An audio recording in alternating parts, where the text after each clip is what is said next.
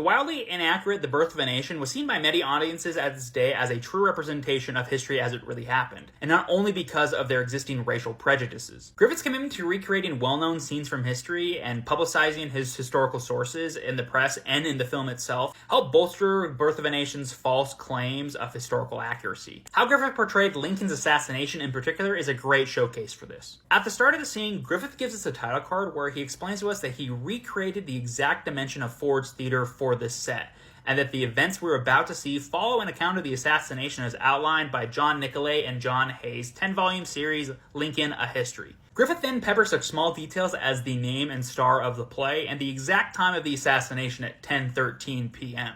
These minute details aren't necessary for the story, but they are crucial in Griffith's attempt to build up his credibility as a purveyor of history through his films.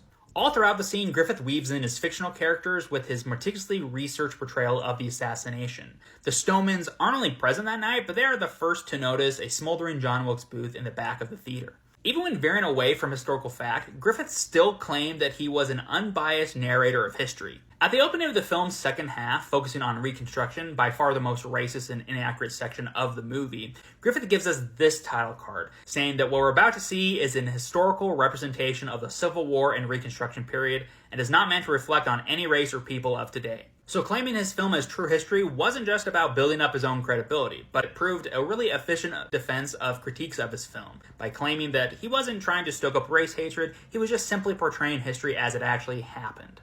Audience members seeing the first half of the film would understandably be impressed by its commitment to historical details. And if they didn't know any better, they would easily accept Griffith's warped view of Reconstruction as historical reality. And that's what made The Birth of a Nation so dangerous. It might not have originated its white supremacist views, but it certainly helped popularize and spread them far further than any history book could ever dream of doing, through its use of emerging cinematic techniques and its large scale and spectacle. And one historian who played a large role in spreading this version of lost cause history to America was none other than then-President Woodrow Wilson, who Griffith actually quotes in the film. And his relationship to the movie will be my focus in part 6 of my deep dive series on The Birth of a Nation, so make sure you follow me so that you don't miss out.